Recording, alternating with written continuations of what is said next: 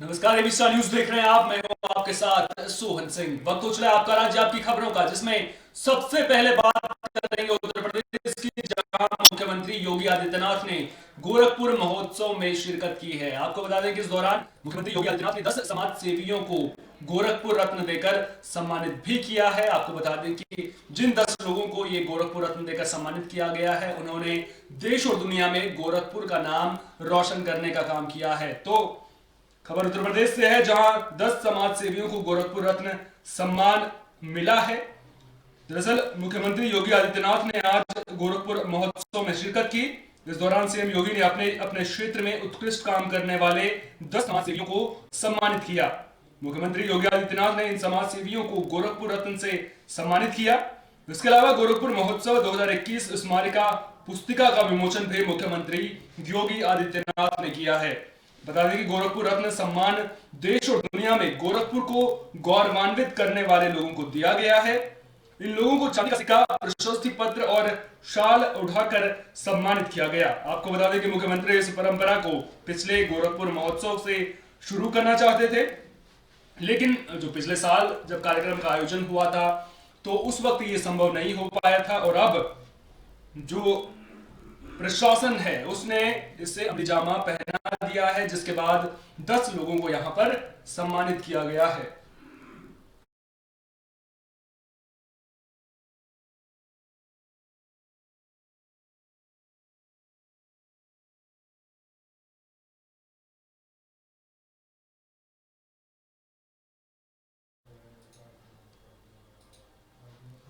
BJP सांसद साक्षी महाराज ने बड़ा बयान दिया है। दरअसल असदुद्दीन ओवैसी को जो विरोधी हैं वो बीजेपी की बी पार्टी बता रहे हैं, क्योंकि जो असदुद्दीन ओवैसी हैं उन्होंने इस बार यूपी और पश्चिम बंगाल में चुनाव लड़ने का ऐलान किया है, जिसके बाद साक्षी महाराज का बड़ा बयान सामने आया है।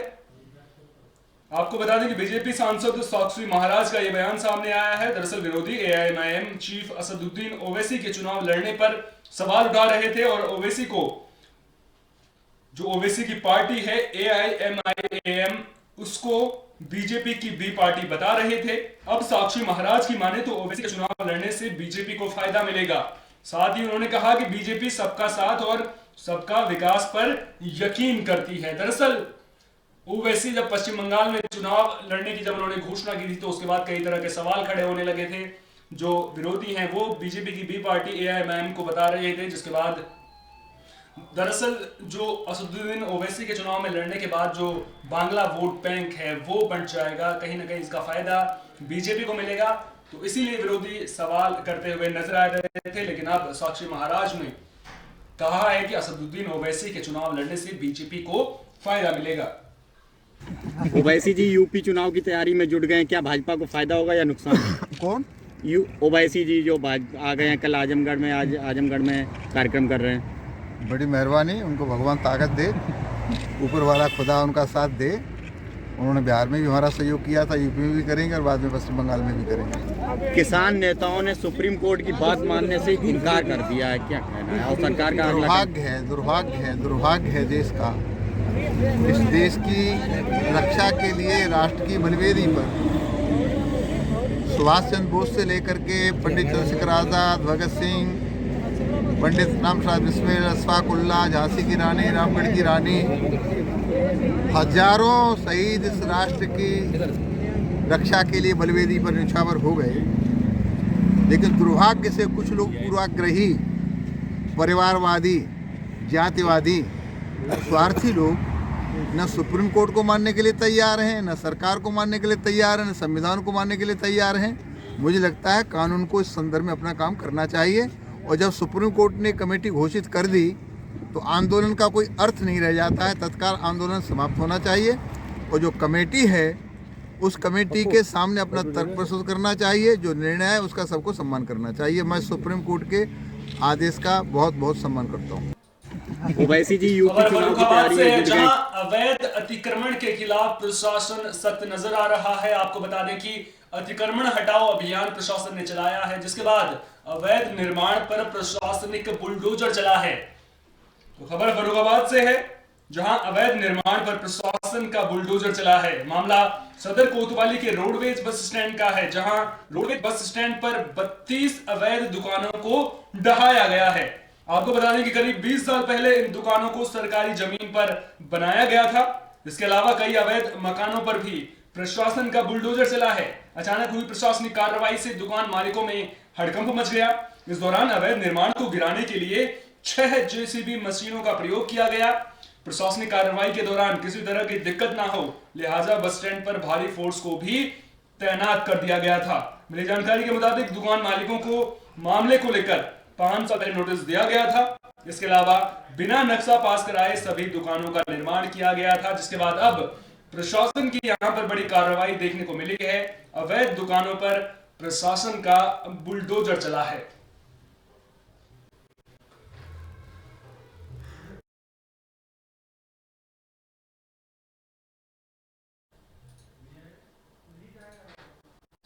योगी सरकार बेहतर स्वास्थ्य सुविधाएं देने के लिए तमाम योजनाएं चला रही है, ताकि जो जनता है उसे बेहतर स्वास्थ्य सुविधाओं का लाभ मिल सके।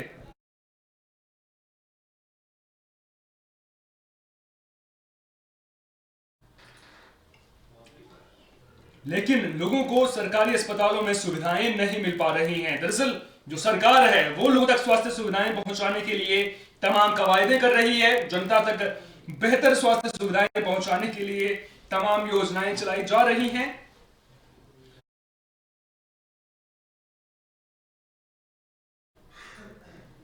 सरकार आरोग्य मेले का आयोजन भी करवा रही है, लेकिन इसके बावजूद सरकारी अधिकारी सरकार की तमाम योजनाओं को पलीता लगाते नजर आ रहे हैं। ताजा मामला चंदौली के जिला संयुक्त चिकित्सालय का है। दरअसल एक महिला गिरने की वजह से घायल हो गई थी, जिसके बाद महिला ने जब अस्पताल में एक्सरे और अल्ट्रासाउंड कराना चाहा तो उसका अल्ट्रासाउंड और एक्सरे नहीं किया गया, क्योंकि जो कर्मचारी वहां पर तैनात थे वो मोटी रकम की उम्मीद लगाए बैठे थे।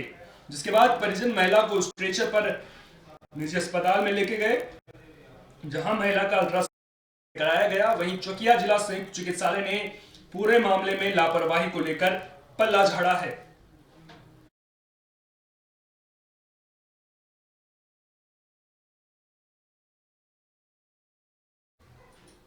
तो सरकार तो तमाम कोशिशें कर रही है। सरकार कोशिश कर रही है कि जनता तक जो स्वास्थ्य सुविधाएं हैं उनका फायदा पहुंच सके, लेकिन जब अधिकारी ही इस तरह से भ्रष्टाचार करते नजर आएंगे तो सवाल तो खड़े होंगे, और सवाल जब खड़े होंगे तो अधिकारी यहां पर नपेंगे भी, कर्मचारी नपेंगे भी, क्योंकि भ्रष्टाचार के खिलाफ योगी सरकार ने जीरो टॉलरेंस की नीति अपना रखी है। तो उम्मीद करेंगे कि इस मामले को भी जो सरकार है वो जल्द संज्ञान मिलेगी, ताकि इस तरह के मामले आगे सामने न आए।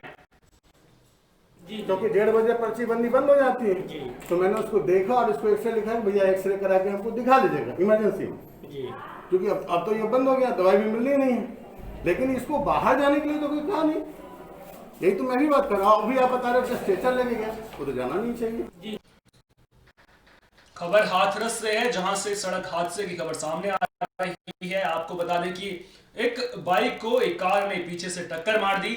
इस हादसे में एक युवक की मौत हो गई है। मामला हाथरस में मथुरा बरेली राष्ट्रीय राजमार्ग का है, जहां सड़क हादसे में बाइक सवार की मौत हो गई है। आपको बता दें कि कोतवाली मुरसान क्षेत्र के मथुरा बरेली राष्ट्रीय राजमार्ग के कंचुना फाटक के पास का यह पूरा मामला है। दरअसल बाइक पर सवार देवर भाभी कहीं जा रहे थे, इसी दौरान मारुति वैन ने उससे पीछे से टक्कर मार दी, जिसकी वजह से जो बाइक सवार युवक है उसकी मौके पर ही मौत हो गई। टक्कर लगने के बाद जो युवक है वो सामने से आ रहे गैस टैंकर के पहिए के नीचे आ गया था, जिसकी वजह से उसकी मौत हो गई। सूचना पर मौके पर पहुंची पुलिस ने घायल महिला को इलाज के लिए अस्पताल में भर्ती कराया है, और जो युवक है उसके शव को कब्जे में लेकर पोस्टमार्टम के लिए भेज दिया गया है। आपको बता दें कि बाइक सवार युवक अपनी भाभी को मायके छोड़ने के लिए जा रहा था, लेकिन इसी दौरान बाइक सड़क हादसे का शिकार हो गई।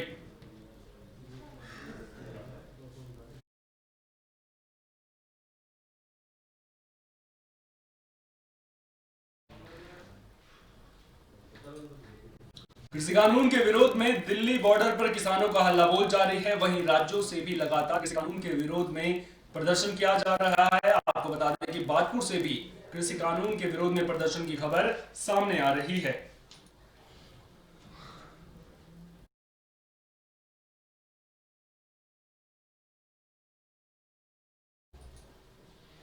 भाजपुर में कृषि कानून के विरोध में किसान भगत सिंह चौक पर एकत्र हुए, जहां किसानों ने लोहड़ी के पर्व पर कृषि कानून की प्रतियां जलाकर केंद्र सरकार के खिलाफ जमकर नारेबाजी की।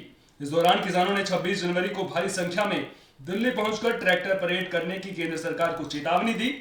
बता दें कि कृषि कानून के विरोध में किसानों का गुस्सा लगातार बढ़ता जा रहा है, जिसके चलते किसानों के शीर्ष नेतृत्व के आह्वान पर भाजपुर के भगत सिंह चौक पर भारी संख्या में किसान इकट्ठा हुए, जहां किसानों ने कृषि कानून का विरोध करते हुए केंद्र सरकार के खिलाफ जमकर नारेबाजी की। जिसके उपरांत किसानों ने लोहड़ी के पर्व पर भगत सिंह चौक पर लोहड़ी जलाकर कृषि कानून की प्रतियां जलाई। इस दौरान 35 दिनों से धरने पर बैठी स्कूली छात्राओं ने भी कृषि कानून की प्रतियां जलाकर विरोध प्रदर्शन किया। इस दौरान किसान नेताओं ने कहा कि दिल्ली में लंबे समय से आंदोलन कर रहे जत्थेबंदियों के निर्देश पर यहां पर काले कानूनों की प्रतियां जलाकर रोष प्रकट किया गया है। साथ ही चेतावनी दी है कि सरकार अभी भी नहीं मानती तो आने वाले 26 तारीख को पूरे देश के किसान ट्रैक्टर लेकर दिल्ली में परेड निकालेंगे। स्कूली छात्रा ने कहा कि लोहड़ी के पर्व पर समाज के लोग अपने दुखों को अग्नि में जलाते हैं और सुख की कामना करते हैं।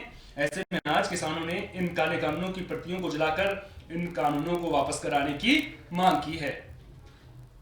वाहेगुरु जी का खालसा, वाहेगुरु जी की फतेह। मैं जसकिरण कौर और आज हमारे धरने को 35वां दिन हो गया और आज लोहड़ी के अवसर पर हमने जैसे सारे भारत में कृषि कानूनों, काले कानूनों की प्रतियां जलाई गई थी, तो आज हमने भी यहाँ पे उनकी प्रतियां, काले कानूनों की प्रतियां जलाई हैं। और हम यही चाहते हैं, हमारा भी यही मोटो है कि काले कानून वापस लिए जाए और किसानों को उनके हक की बात सुनी जाए। पवित्र त्यौहार है लोहड़ी का, तो देखिए आज जितने भी किसान हैं वो इकट्ठा होके उन्होंने वो प्रांतियां जला के, वो 3 काले कानून की प्रांतियां जला के सरकार को जगाने का एक प्रयास किया है कि वो जागे, अब तो खोले अपनी आंखें, अपने कान खोले बंद जो हैं, और अपना रोष जताया उन्होंने। आज जो हमारी किसान जत्थेबंदियां, उनका निर्देश था हमें कि हर शहर में लोहड़ी जलाई जाए और ये तीनों कानूनों की कॉपियां जलाई जाएं। तो जैसा कि आपने देखा, अभी हज़ारों की तादाद में किसान यहाँ भगत सिंह चौक पे आए और ये तीनों काले कानूनों की कॉपियां यहाँ पर। कालाढूंगी के कोटाबाग में कोटाबाग महोत्सव का आयोजन किया जा रहा है। आपको बता दें कि इस दौरान कई तरह के कार्यक्रमों का आयोजन किया जा रहा है, जहां पहले दिन मैराथन दौड़ का आयोजन किया गया था, तो दूसरे दिन भी छात्र प्रतियोगिताओं में शिरकत करते नजर आए। तस्वीरें आप देख सकते हैं किस तरह से जो सांस्कृतिक कार्यक्रम हैं उनके जरिए लोक संस्कृति को बढ़ावा देने की यहाँ पर कोशिश की जा रही है। तो कालाढूंगी तहसील के कोटाबाग ब्लॉक में कोटाबाग महोत्सव के आज दूसरे दिन सांस्कृतिक प्रोग्राम किए गए, जिसके तहत 55 स्कूलों में पढ़ने वाले कोटाबाग ब्लॉक के विद्यार्थियों ने डांस प्रतियोगिता में हिस्सा लिया, जिसमें यह प्रतियोगिता आपको बता दें कि कल तक चलेगी और कल इन सभी विद्यार्थियों ने डांस प्रतियोगिता में हिस्सा लिया है। उन विजेताओं को पुरस्कार भी दिया जाएगा। कार्यक्रम के आयोजक कोटाबाग ब्लॉक प्रमुख रवि कन्याल ने बताया कि इस तरह के आयोजनों से संस्कृति को बढ़ावा देने में काफी मदद मिलेगी और क्षेत्र में बढ़ रहे नशे की ओर युवाओं को एक नई दिशा देने का काम भी महोत्सव के द्वारा किया गया है। वहीं क्षेत्र की प्रतिभाओं को भी आगे बढ़ाने में इससे मदद मिलेगी। तो कोटाबाग में कोटाबाग महोत्सव की धूम यहाँ पर देखने को मिल रही है। आपको बता दें कि आज जो है वो डांस प्रतियोगिता का आयोजन किया गया था। इस दौरान उत्तराखंड की पारंपरिक वेशभूषा में जो छात्राएं हैं वो नजर आई, छात्र भी नजर आए और जो विजेता है उन्हें कल सम्मानित यहाँ पर किया जाएगा। हर वर्ष की भांति इस वर्ष भी उत्तरायणी महोत्सव का कार्यक्रम रखा गया है और ये हमारा सौभाग्य है, क्षेत्रवासियों का सौभाग्य है कि इस कार्यक्रम को हम हर वर्ष बड़े हर्षोल्लास से मनाते हैं और इस रूप में हमारी संस्कृति, हमारा परिवेश को जीवित रखने का एक हमने वो लक्ष्य रखा हुआ है। 12, 13, 14 जनवरी जिसमें कि लोहड़ी पर्व और उत्तरायणी पर्व मनाया जाता है और बड़े हर्षोल्लास के साथ हम इस पर्व को मना रहे हैं। और जैसे कि आपको मालूम है, हम उत्तराखंड में अपने कल्चर को आगे बढ़ाने के लिए और अपनी संस्कृति को बढ़ावा देने के लिए हमारी टीम द्वारा प्रयास किया जा रहा है, जिससे कि हमारे लोगों को, हमारे समाज को एक अच्छी दिशा और अपनी संस्कृति के प्रति बढ़ावा मिले, प्रोत्साहन मिले। हर वर्ष की भांति किसानों के खिलाफ लंबे समय से किसान प्रदर्शन कर रहे हैं और आपको बता दें कि राज्यों से भी किसानों की प्रदर्शन की खबरें सामने आ रही हैं। दरअसल किसान लगातार कृषि कानून वापस लेने की मांग सरकार से कर रहे हैं। आपको बता दें कि फिलहाल सुप्रीम कोर्ट ने भी तीनों कृषि कानूनों पर रोक लगा दी है और कमेटी में किसानों की समस्याओं को सुना जाना है। तो लंबे समय से खेती कानून के खिलाफ किसान जत्थेबंदियों की ओर से रोष मार्च किया जा रहा है। इसी के विरोध में किसान नेताओं की तरफ से दिल्ली के बॉर्डर इलाकों में धरना प्रदर्शन किया गया है। किसान जत्थेबंदियों की ओर से कड़ाके की ठंड की परवाह न करते हुए वहां औरतें, बच्चे, बुजुर्गों की ओर से भी धरना दिया जा रहा है ताकि सरकार पर दबाव बन सके। लेकिन सरकार की तरफ से अपनी दलीलों को देने के बावजूद इन किसानों की जो मांगे हैं, उनको जो किसान कृषि कानून को रद्द करने की मांग कर रहे हैं उस पर ध्यान नहीं दिया जा रहा है। हालांकि अब आपको बता दें कि जो सुप्रीम कोर्ट है उसने फिलहाल तीनों कृषि कानूनों पर रोक लगा दी है।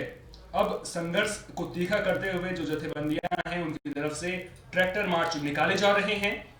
इसी के तहत फिरोजाबाद के कस्बा जीरा से मक्खू के लिए भारतीय किसान यूनियन क्रांतिकारी की ओर से ट्रैक्टर मार्च निकाला गया, जो जीरा से रवाना हुआ और अलग अलग गांवों में होता हुआ मक्खू में जाकर समाप्त हुआ। इस दौरान मोदी सरकार के विरोध में नारेबाजी भी देखने को मिली। साफ तौर पर किसानों ने कहा कि अगर सरकार नहीं मानती है तो वो प्रदर्शन को और उग्र करेंगे। किसानों का कहना है कि जब अब उच्च न्यायपालिका ने भी केंद्र सरकार को फटकार लगाई है, इसलिए किसानों के हक में सरकार को जल्द फैसला लेना चाहिए, वरना सुप्रीम कोर्ट की तरफ से फैसला दिया जाएगा। तो कुल मिलाकर कृषि कानूनों को लेकर किसानों में आक्रोश देखने को मिल रहा है, लगातार प्रदर्शन भी यहाँ पर देखने को मिल रहा है। और अब ऐसे में क्या किसानों का प्रदर्शन जल्द खत्म होगा, ये अपने आप में बड़ा सवाल बना हुआ है। और सरकार पर जो दबाव बना है, क्योंकि सुप्रीम कोर्ट की तरफ से भी रोक लगा दी गई है, तो अब कमेटी क्या कुछ फैसला करती है उस पर भी हमारी नजरें लगातार बनी रहेंगी। ਇਹ ਅੱਜ ਜਿਹੜਾ ਅਸੀਂ ਟਰੈਕਟਰ ਮਾਰਚ ਜੀਰੇ ਤੋਂ ਮਖੂ ਕਰ ਰਹੇ ਹਾਂ ਪਿੰਡਾਂ ਦੇ ਵਿੱਚ ਦੀ, ਇਹਦਾ ਸਾਡਾ ਮੁੱਖ ਮੰਤਵ ਜਿਹੜਾ ਅਸੀਂ ਕਾਲੇ ਕਾਨੂੰਨ ਰੱਦ ਕਰਾਉਣ ਲਈ ਦਿੱਲੀ 'ਚ ਲੜਾਈ ਲੜ ਰਹੇ ਹਾਂ। ਉਹਦੀ 26 ਤਰੀਕ ਨੂੰ ਅਸੀਂ ਟਰੈਕਟਰ ਪਰੇਡ ਰੱਖੀ ਆ ਦਿੱਲੀ ਦੇ ਵਿੱਚ। ਜੇਕਰ ਸਰਕਾਰ ਇਹਨਾਂ ਕਾਨੂੰਨਾਂ ਨੂੰ ਰੱਦ ਨਹੀਂ ਕਰਦੀ ਤਾਂ ਜਿੱਥੇ 26 ਨੂੰ ਇੱਕ ਪਾਸੇ ਜਵਾਨ ਪਰੇਡ ਕਰਨਗੇ, ਉੱਥੇ ਕਿਸਾਨ ਟਰੈਕਟਰਾਂ ਦੇ ਨਾਲ ਪਰੇਡ ਕਰਨਗੇ। ਉਹਦੀ ਤਿਆਰੀ ਵਾਸਤੇ ਅਸੀਂ ਸਾਰੇ ਪਿੰਡਾਂ ਦੇ ਵਿੱਚ ਜਿਹੜਾ ਟਰੈਕਟਰ ਮਾਰਚ ਰੱਖਿਆ ਤੇ ਅਸੀਂ ਸਰਕਾਰ ਨੂੰ ਅਪੀਲ ਕਰਦੇ ਹਾਂ ਇਹ ਤਿੰਨੋਂ ਕਾਲੇ ਕਾਨੂੰਨ ਰੱਦ ਕਰਕੇ MSP ਦੀ ਗਰੰਟੀ ਐਕਟ ਬਣਾਇਆ ਜਾਵੇ, ਨਹੀਂ ਤਾਂ ਸਾਡਾ ਅੰਦੋਲਨ ਹੋਰ ਤੇਜ਼ ਹੋਊਗਾ। ਇਹ ਅੱਜ ਜਿਹੜਾ ਅਸੀਂ ਟਰੈਕਟਰ ਮਾਰਚ ਜੀਰੇ ਤੋਂ ਮਖੂ ਕਰ ਰਹੇ ਹਾਂ ਪਿੰਡਾਂ ਦੇ ਵਿੱਚ ਦੀ